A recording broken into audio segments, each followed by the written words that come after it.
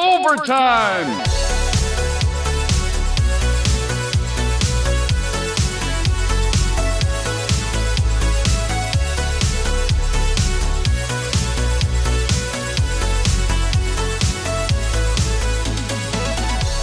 All right, welcome back to Overtime Arcade. I'm Charlie, and I'm in the mood to get some projects done out here.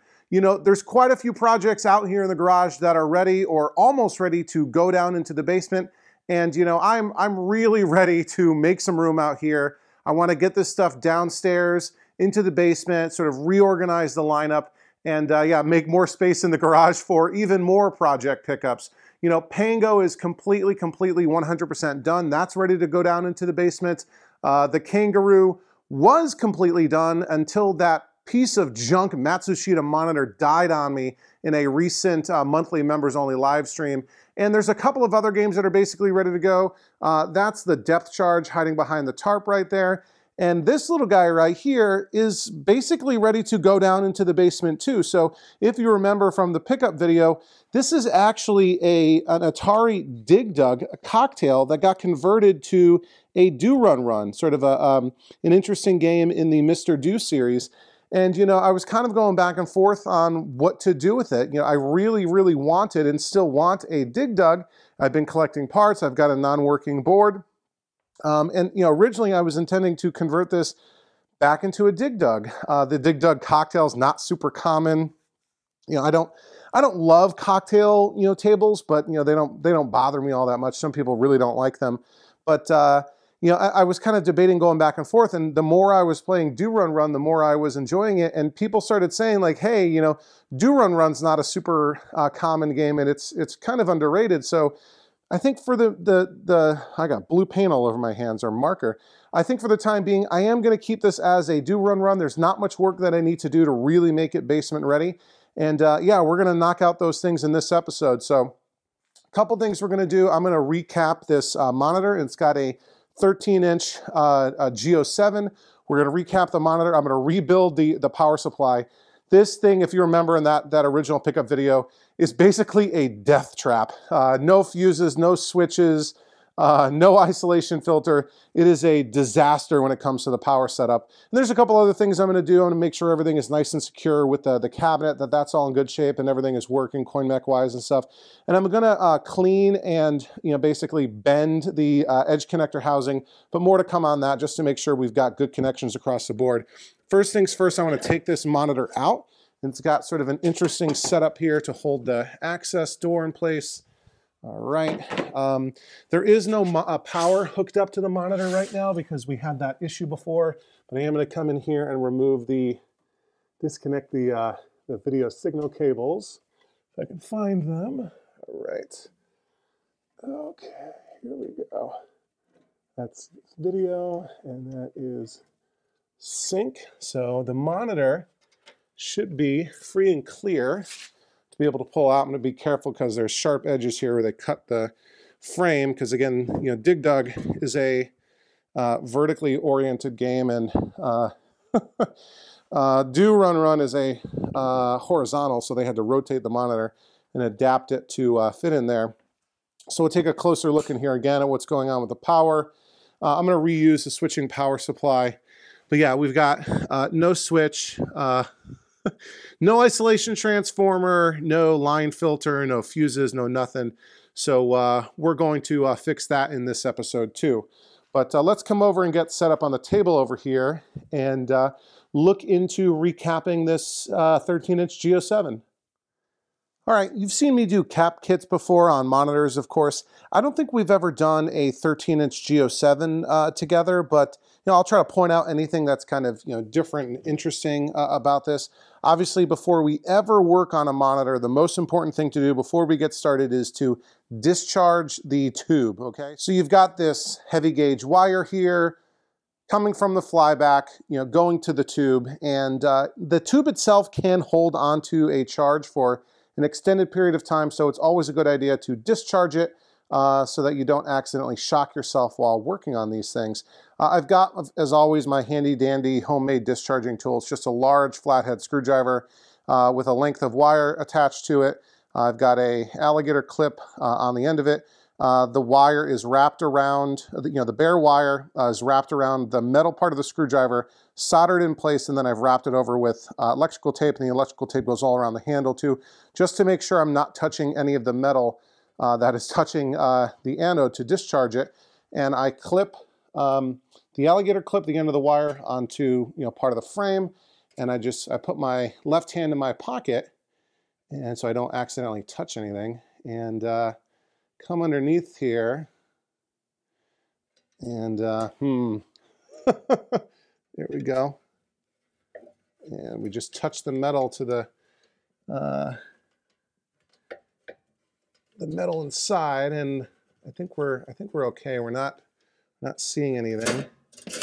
And I'm going to try to disconnect it here.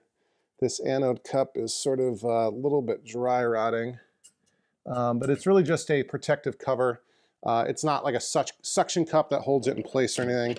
And I'll just touch the everything just a little bit more to make sure, yeah, it was totally discharged on its own, which is fine. You don't always get a little spark or anything, but sometimes you do.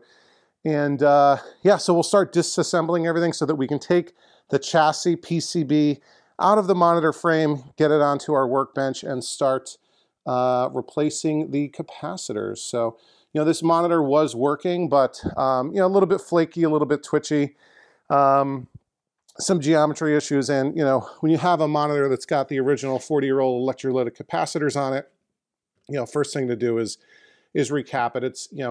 It's not a silver bullet, a solution for everything, but it can often help with some stuff. So we've got the anode wire disconnected. We're going to very gently pull the neck board off of the neck. Let's see. We've got our DAG wire that's going here. It's got an interesting sort of insulation. Let's remember that it's going right there. Okay, what do we got? We got our DeGauss wires that also go to the tube, and that's interesting that it's two pieces. Usually it's sort of a single connector. What else do we got? We've got yoke wires here. Let's see if I can, it's tight quarters because it's 13 inches. Let's see if we can get these out. Okay, be very careful not to bang into the neck. It's very fragile. What else? Is that it? Are we free and clear? I think we might be. And so the G07 has these little screws on the side. Don't want to lose the screw or the grounding lug. Oops.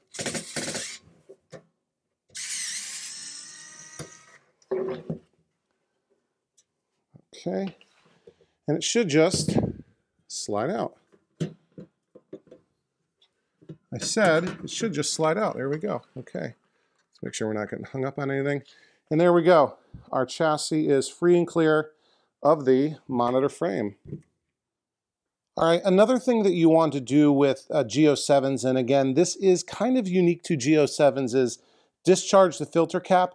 Now, this is really only important when your flyback is blown or there's a fuse that's out, that sort of thing. And this monitor is working. It's not working perfectly, but it is working. So we really probably don't need to do this, but I think it's a good idea just for safety's sake. Essentially, when that fuse goes out, there's no circuit, there's no path for this filter cap to kind of bleed off and discharge itself. And so you need to do it manually. And again, we're just going to use our discharge tool. And what we're going to do is basically short the positive and negative leads to each other. And we can do that by just touching both sides, both legs with the screwdriver at the same time. So I don't need to clip the alligator clip wire anywhere. I've got it sort of grabbing onto the silicone mat here just so that it doesn't accidentally touch something else. So if we come in here, we should just be able to touch these two at the same time, like this. And whoops. Yeah, we've got nothing at all, no spark, no nothing.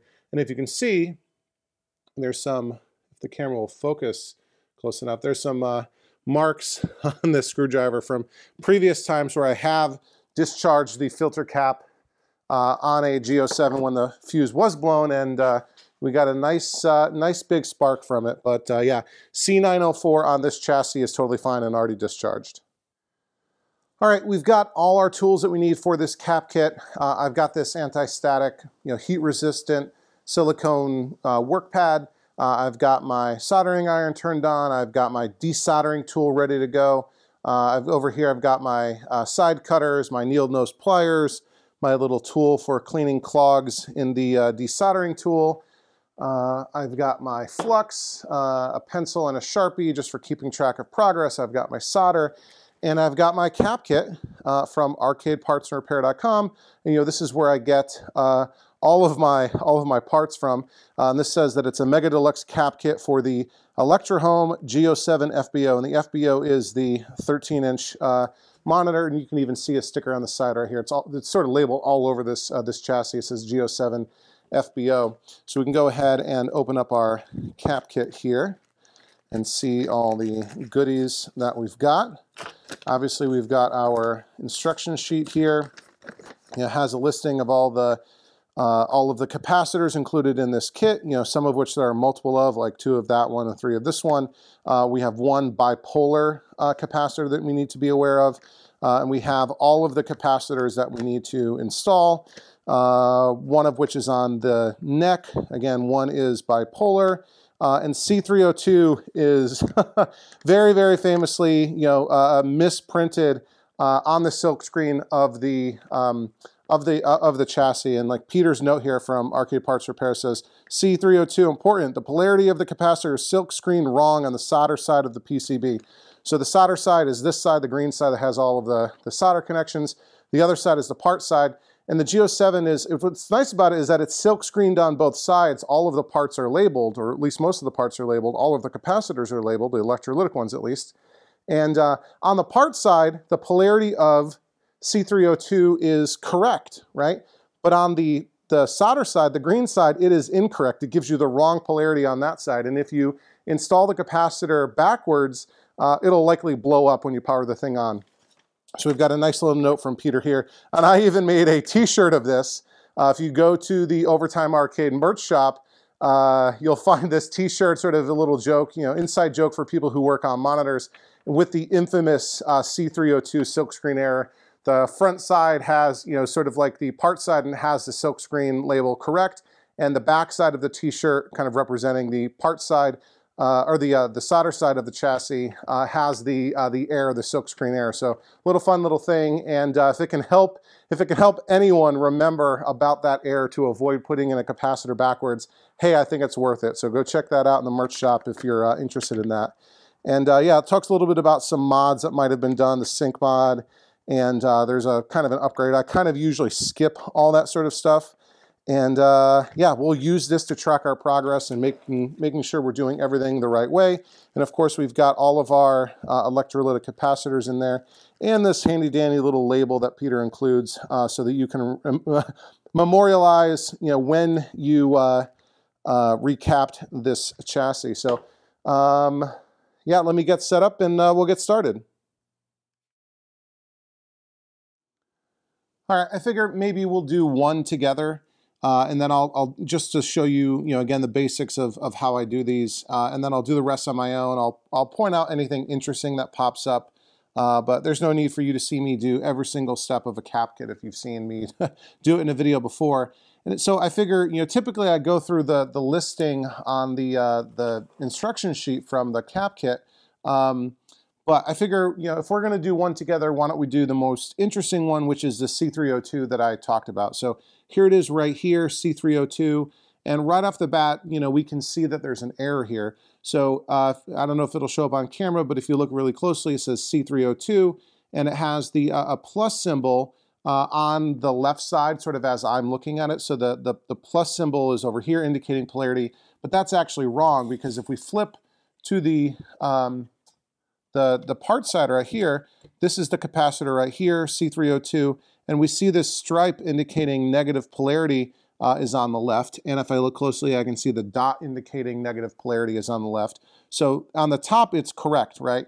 Negative is facing this way, so we've got our negative leg, our negative lead in that hole, in that via, as indicated by the stripe on the side of the capacitor and indicated by the dot showing polarity on the part side. But if we flip it over, here we go. Sure enough, we see that plus sign right there, which is incorrect.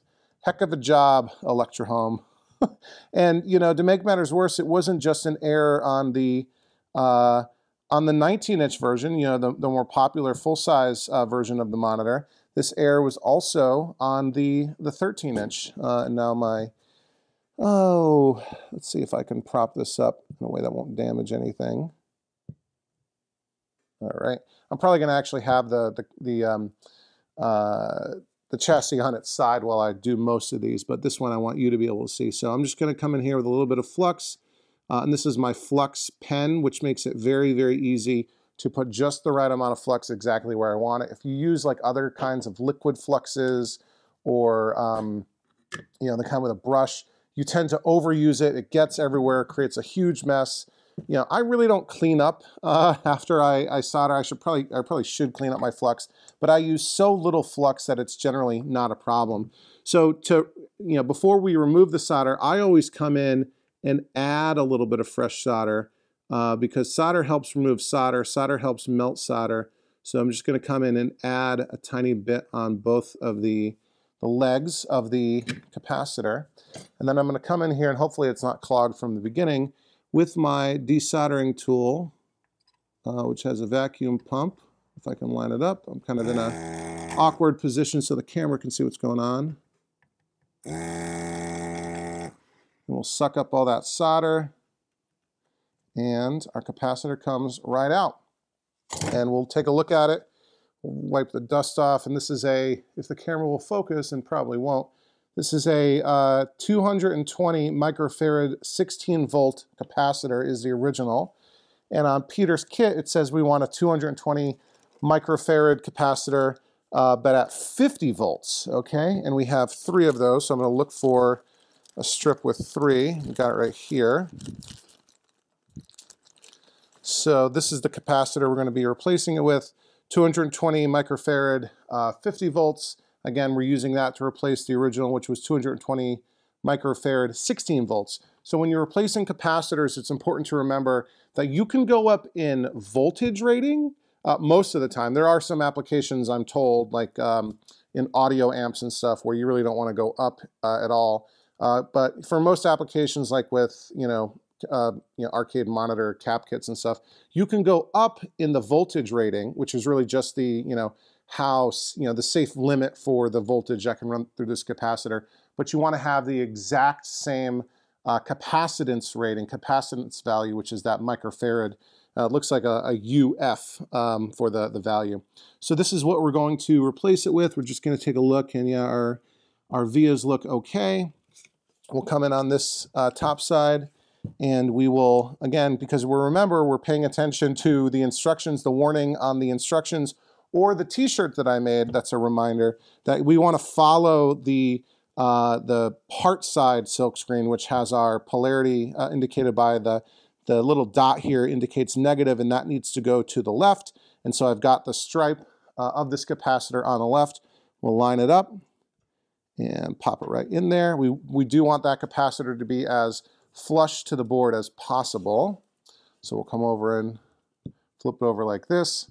And a lot of people don't like this, and I totally understand why, but I will usually bend one of these legs in place and kind of spread the other a little bit just to really hold everything in place while we solder, and then you'll see me come back and correct this little thing. The reason that that helps temporarily hold those legs in place while you solder them, so you can get a nice good flush, get the capacitor nice and flush to the board. The reason that you wouldn't want to do this is when you remove it. When you remove it afterwards, it can cause problems if the legs are kind of bent out. They won't come out so easily, but a little bit isn't going to hurt. So we'll come in here and solder our first leg. There we go.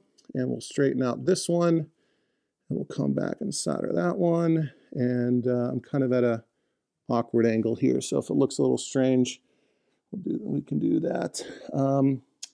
And yeah, that looks okay. But looks can be deceiving, right? And we don't trust our eyes, we trust our tools, we trust our testing equipment.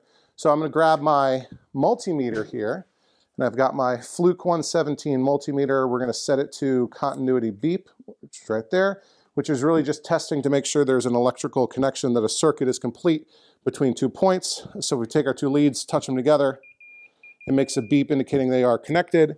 And so we'll come in here and we'll grab one of the legs, and then we'll find another spot in the circuit that it's supposed to be connected to. And that is indeed connected. We'll do the same on the other leg, right there. And we'll make sure that the 2 legs aren't shorted. Sometimes you'll hear a little bit of a beep as the capacitor is basically filling up, I guess. But as long as it's not an enduring beep between the 2, you should be good to go. We can come over here now and cut the excess legs off. You want to do it just above the kind of volcano mound of solder. You don't want to cut into the solder joint because that can compromise your soldering. All right, so we'll cut that one there. And I tend to hold on to these excess legs just in case I need them to repair a trace or bridge something, that sort of thing. So we'll come back and we'll look at the top side, make sure everything's good to go there. Don't let your neckboard flop around too much. And yeah, we've got our polarity where it's supposed to be. The negative stripe is going to the left. We've kind of covered up the dot indicating polarity here, but that should be good to go. So I will go ahead and cross that off the list on the instructions for the cap kit, just so I remember. And I'll take this Sharpie and I'll come in here and just kind of color in a dot on the top of the new capacitor, just so that I know, hey, this is a new one. As if I couldn't tell because it's brand new, fresh and shiny. But I draw a little dot on there just to remind myself, hey, I've tested this, it's installed, it's good to go, you don't have to worry about it. So yeah, I'm gonna go ahead and replace the rest of these capacitors. I'll point out anything weird I notice. I think everything should be pretty much good to go for the most part. Are we a little bit tangled here? One thing I've noticed sort of off the bat, if you can see it here, is I don't know if this this adjustment pot right here is original. These are sort of the style that I expect to see on a G07, and I don't know if this one here is original. Maybe it is. That's the vertical hold adjustment pot. I don't know if I've got another 13-inch G07 FBO. No, I do. I have one in the Missile Command cocktail. I'll have to take a look at that at some point. But yeah, let me know what you think. If this looks original to you, or if you've got one that looks like that. I just thought that was sort of interesting. This doesn't look like it's had a cap kit before. It doesn't look like it's really had any kind of work done to it. So I really don't know what to make of that. Another sort of thing I wanted to note is, often, conventional wisdom when you're recapping a G07 is to just go ahead and replace the flyback, right? The flybacks from G07s have a reputation. When you recap the monitor, that often will end up killing the flyback. When you power it up for the first time, it'll fail, sometimes catastrophically, and kind of explode. I've never had that happen to me, but out of fear of that, and maybe I'm being a worrywart or something, or falling for peer pressure, I do tend to replace the flybacks on G07s when I redo when I do a cap kit. However, you really don't have that option with the FBO, the G07 FBO, which is the 13-inch, because no one really right now is reproducing the flyback, and it is different than the 19-inch CBO, and I think there's another one, CAO or something like that. So the 19-inch flybacks for the G07 are different than the 13-inch. No one's currently reproducing the 13-inch, so you don't want to get rid of a working OEM G07 flyback. However, I do believe that Peter from Arcade Parts and Repair is working on a reproduction flyback for the 13-inch G07 FBO, but I don't believe it's out yet. So for now, I'll keep this original flyback in place. I'll kind of be careful as we're working around it. So yeah, I'm going to go ahead and replace, do the entire cap kit. I'll take kind of a look around to make sure nothing else is going on. This thing isn't too filthy. It's got some crud in some spots, and I'll also reflow the headers for the video signal connections right here, the video and sync. I'll probably reflow the headers for the yoke wires. And yeah, so let me go and knock that out. I'll point out anything interesting that pops up. But other than that, that's recapping a G07. Okay, the rest of the cap kit went in really smoothly, no problems at all. I crossed off every single one on the instruction sheet here. Here is the remnants, all the cut excess lengths of the legs and all of the old capacitors. And I've even reinstalled the chassis back into the monitor itself.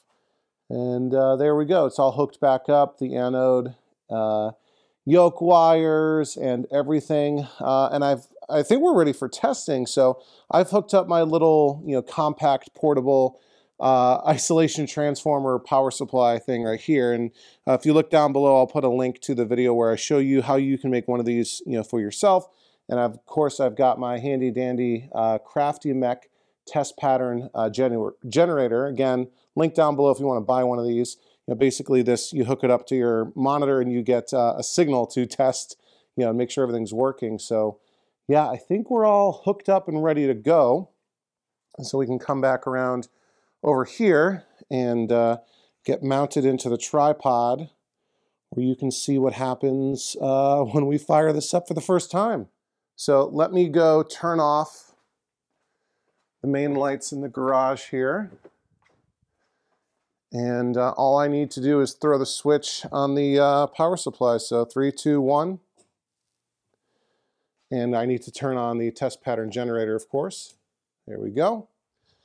And all right, we have an image on the screen. Looks pretty good. We've got some geometry adjustments to make and maybe a little bit of degaussing to do in the corners. Let's cycle through the different screens on the TPG.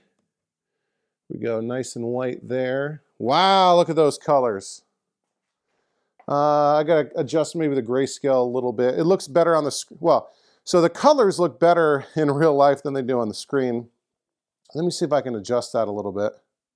Okay, I don't seem to be able to do anything to the camera settings that's gonna make the colors look better. So the colors look absolutely fantastic.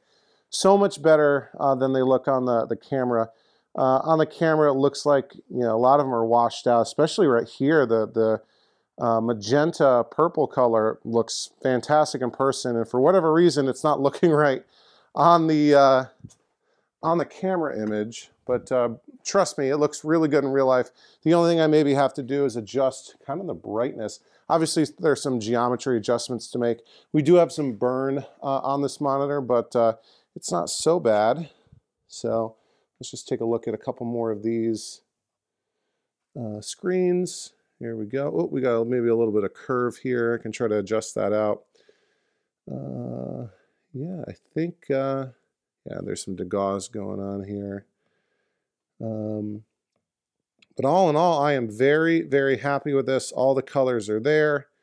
And yeah, so why don't I go ahead and I'll do a little bit of adjusting on my own with the geometry, and I'll probably use the manual degaussing wand.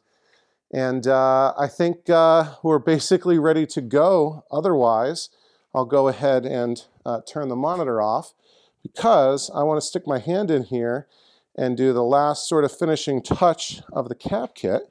So we'll go ahead and get our sticker from the cap kit. Again, to memorialize who performed this work and when. Of course, the camera doesn't want to focus on that, but yeah, it says this chassis was recapped by yours truly, Charlie G, in November of 2023. So there we go. Now everyone who ever looks inside this monitor will know that this is my handiwork. So yeah, let me go and make a couple of minor adjustments and then we'll look at rebuilding the power setup. Now that the monitor is squared away, we're going to turn our attention to fixing this absolute death trap that was the power setup in the cabinet when I got it. So if you recall, just to recap, when I picked up this cabinet, and again, this was a Dig Dug cocktail that had been converted to a Do Run Run, there was at least 5 major safety issues inside this thing that had, I'm assuming, been introduced as part of the conversion. So first of all, there was no power switch at all to speak of, and I guess that's not uncommon. Some games actually came from the factory that way, but not Atari games. So no power switch. There was no isolation transformer hooked up to the monitor, which is a big issue. There were no fuses at all inside the cabinet, which is insane. There was no line filter, and none of it was grounded properly. So we're going to address all of that. And basically what I've done is I've built an entirely new power setup for the cabinet. And I've based this on a design that the real Bob Roberts came up with over 20 years ago, actually over 23 years ago. So, you know, I'll provide a link to this in the video description down below, and it's a very, very simple setup, very simple design. You can get all these parts from arcadepartsandrepair.com and really from anywhere, basically, anywhere that sells arcade parts. And essentially what this does is it allows you to build a power setup to, you know, replace one that's missing or to, you know, replace one that's not working, and it gives you everything you need to, you know, basically have a nice, safe power setup for, you know, essentially any arcade machine. There's some that have kind of different power requirements, so this kind of assumes it's a basic setup.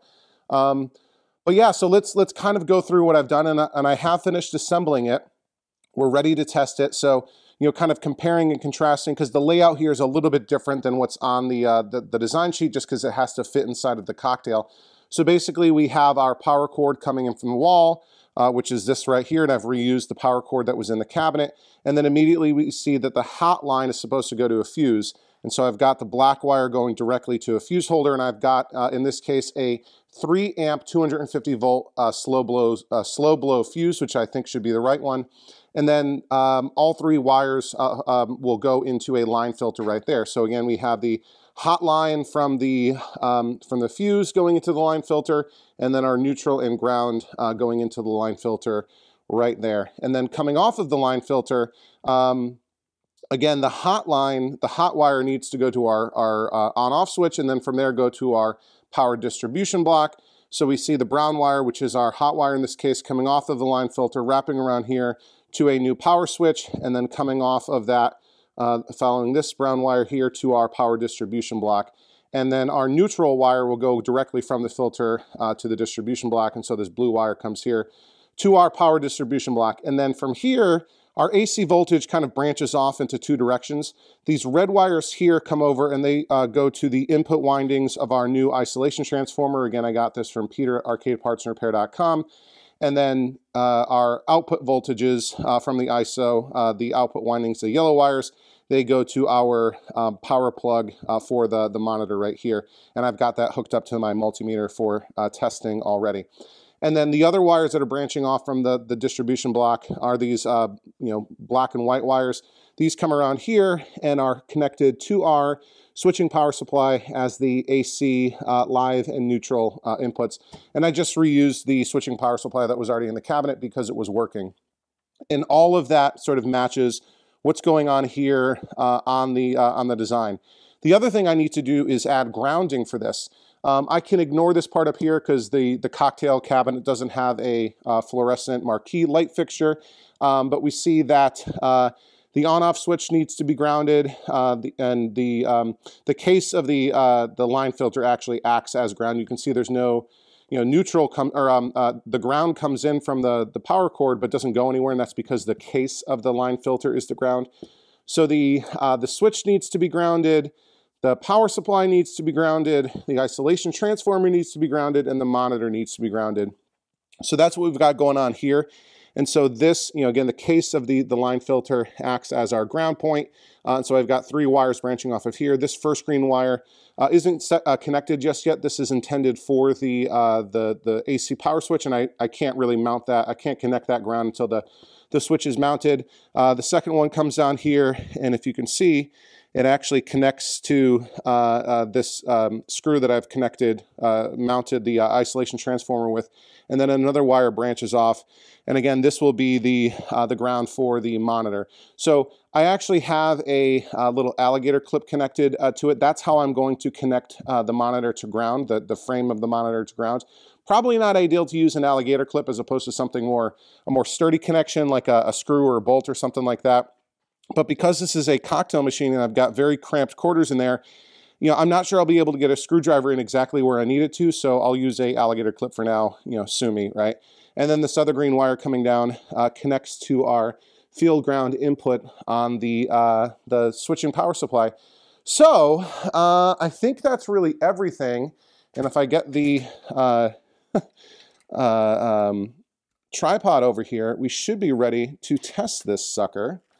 All right, let's see. What's a good angle for you to see what's going on here? Okay. All right, so let me turn on my, multimeter to AC volts, and you can see that there.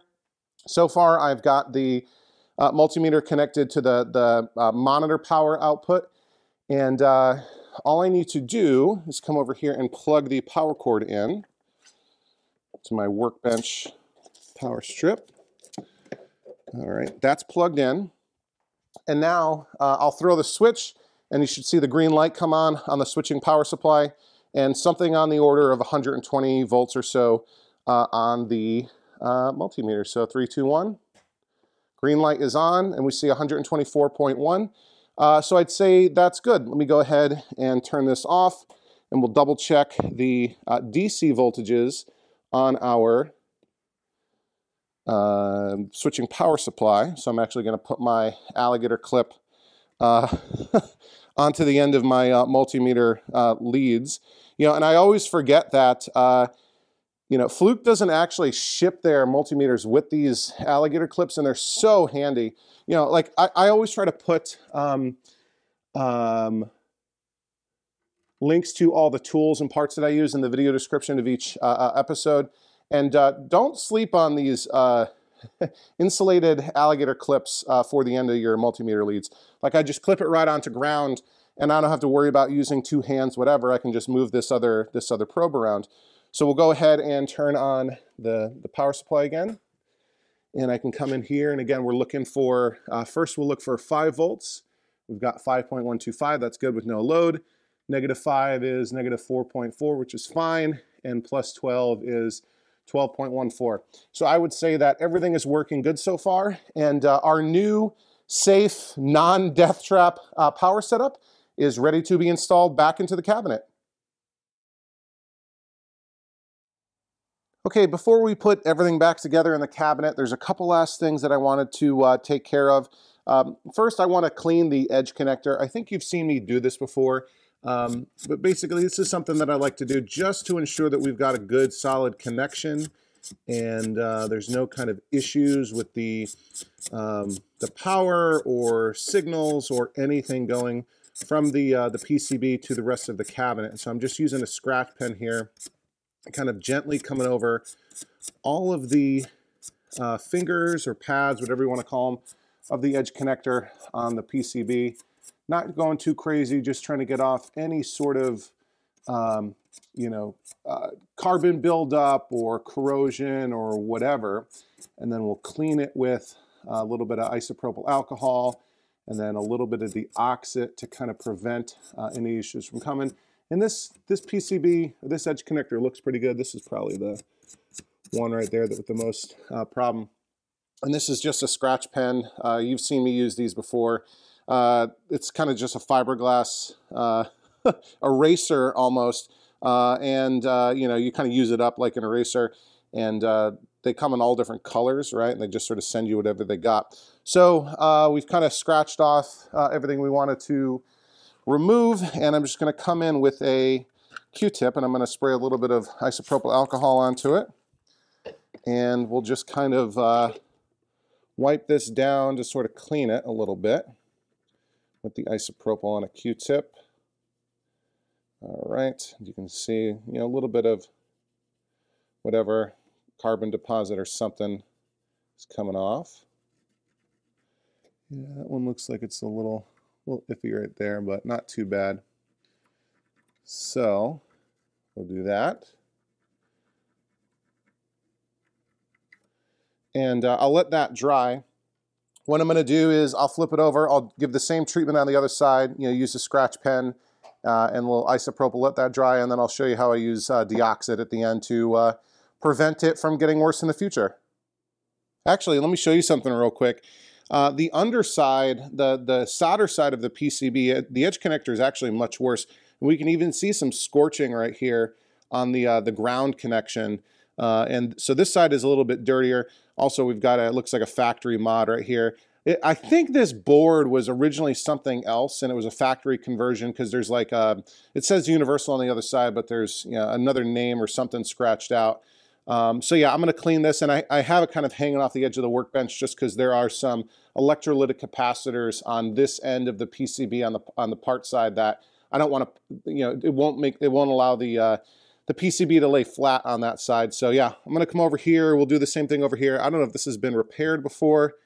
I don't really love how this looks. So if we have any kind of issues in the future, I'll come back and I'll fix this sort of ground issue here. But yeah, so yeah, let me go knock this out and I'll be right back. Okay, so I cleaned up the other side. And again, I'm a little bit iffy on that the pad for the ground on the other side. I'm thinking about repairing it with copper tape like I did with the Mizpac. I don't think I'm going to do that right now.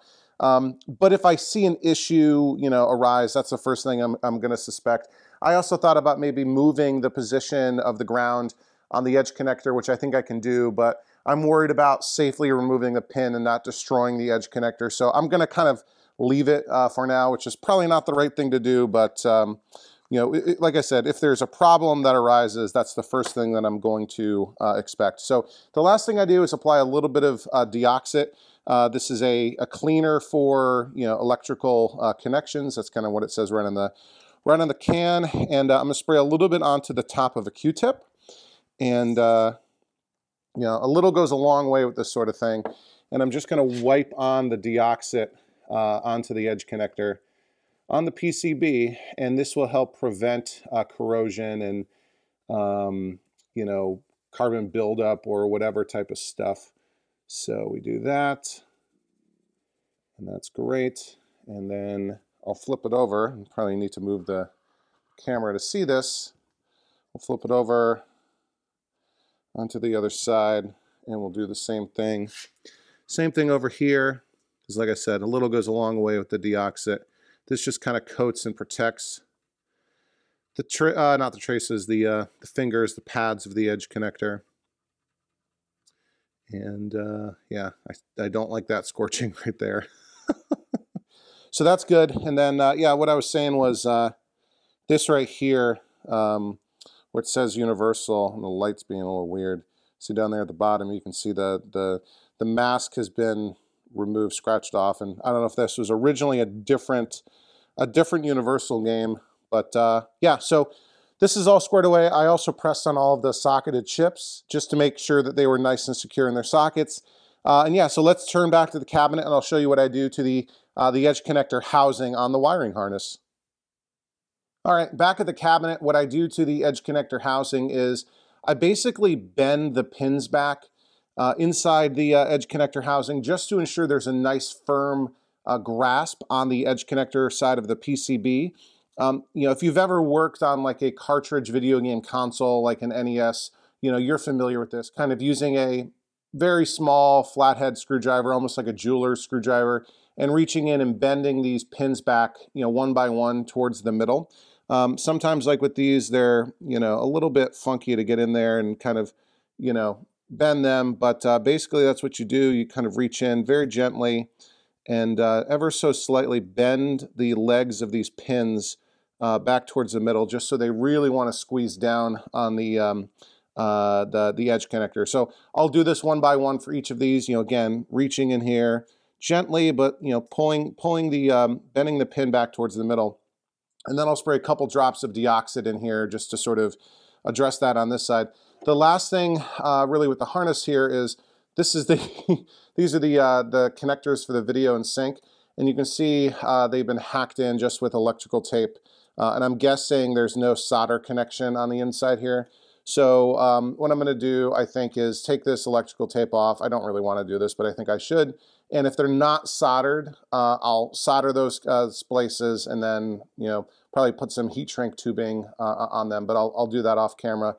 And yeah, then there's some things that we want to do to the cabinet itself, but I'll go ahead and knock out the edge connector housing, and then we'll move on to that. So it turns out the spliced wires for the video and sync connections were actually soldered after all. It was a miracle. So I just, put new electrical tape on it, and that should be good to go. And the last thing that I wanted to do before putting everything back together was tighten up and adjust and clean up the legs of the cocktail table. So most arcade cocktail machines, cocktail cabinets, you could adjust the height. And I typically like to have mine at, sort of 30 inches, which is about desk height. And this was at the lowest setting, so I brought it all up. And, generally speaking, you want to do this with 2 people to lift it up and make that adjustment.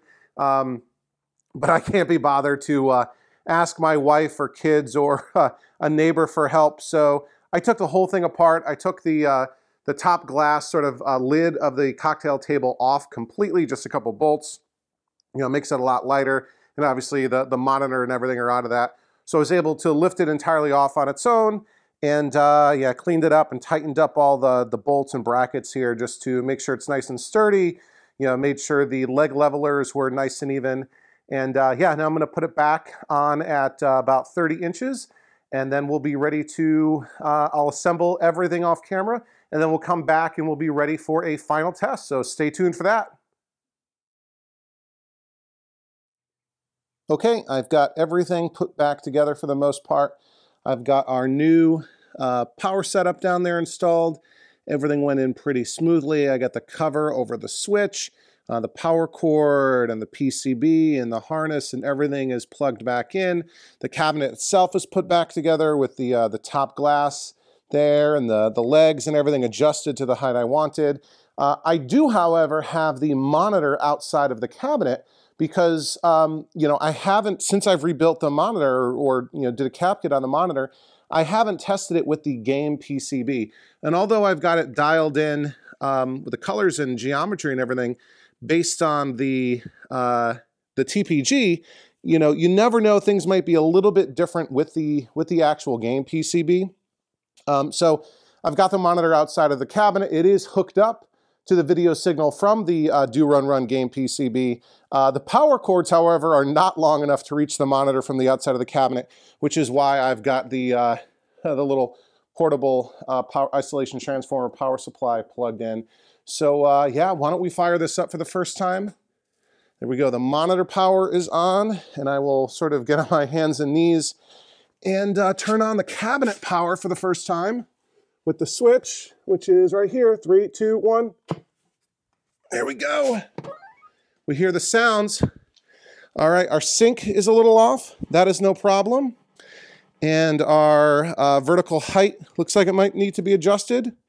So yeah, let me go ahead and knock that out real quick, and then I'll put the monitor back into the cabinet, and we should be ready for a final test. Okay, I've got it all buttoned back up, and I think we're looking pretty okay. I might have a little bit of a gauze issue sort of to deal with over here in the corner still. And I've got to dial in the geometry just a little bit. For the first player is just barely kind of cut off there by the bezel. I might also just kind of reconfigure the cardboard bezel a little bit inside of the cabinet. But yeah, I think everything is looking pretty good. So why don't we wrap up this video with just a little bit of gameplay. So I'll drop in a quarter. There we go. And we have our credit has been recognized, and we'll go ahead and start a game. I think you've seen me play this game before on the channel. I'm pretty sure I showed this at some point. Yeah,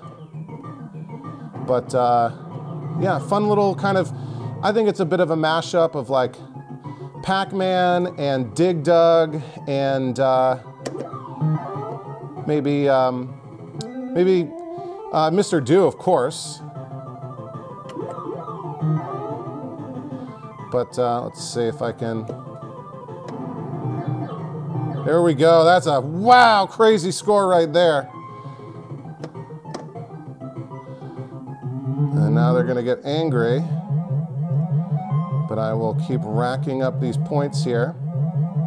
But yeah, if this is your first time watching one of my videos, welcome to the channel. I make new videos like this basically every Sunday, and sometimes I'll throw in a short or something in between. You know, if you like classic coin-operated arcade games, you've come to the right place. I repair, restore, collect, and play these games. So if you don't want to miss one of my videos, hit that subscribe button. We recently crossed 2,000 subscribers. We're actually over 2,100 now at this point, which is sort of insane to me. But, whoa, he's starting to get real fast.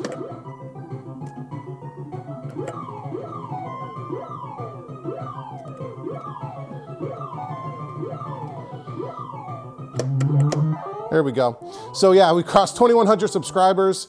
Crazy. If you like this video, hit that like button. It really helps me out. It helps YouTube know to recommend videos like these to viewers like you. And yeah, leave a comment down below if you have any kind of recommendations for something I could have done better or anything like that at all. You know, I love the feedback. I love any kind of information, something I missed, something I could have done better, anything like that. So yeah, trying to talk and think and play at the same time doesn't always go so well. But yeah, I've got to, oh, I should not have done that. I wasn't paying attention. And yeah, if you really, really like what I'm doing, click on that join button down below to kind of learn about what it means to become an Overtime Arcade channel member as the garage lights kind of go out because I closed the doors. For $1.99 a month, you can help support the channel, and you get access to some really cool exclusive channel membership perks. We do a monthly members-only live stream. The November one will be coming up pretty soon. You get access to our members-only Discord channel, which is pretty great. We have a lot of fun. It's really active, and I love hanging out with everybody and chatting with them. Talking about what everyone's working on and sharing good deals and kind of telling people what's going on behind the scenes on the channel. I'm just going to try to get out of that level. And you'll also get early access to all new videos. So like I mentioned, I release most of my videos on Sunday afternoons, Eastern time. And channel members typically get access on Saturdays a day early. This one's a little bit behind schedule. Probably won't be out until pretty late Saturday night, but oh, that's what happens sometimes. That's a decent score though. And I was checking the Twin Galaxies settings just to make sure I had the right dip switch settings in the game. It doesn't save the high score, obviously. There's only 2 records at all for Do Run Run.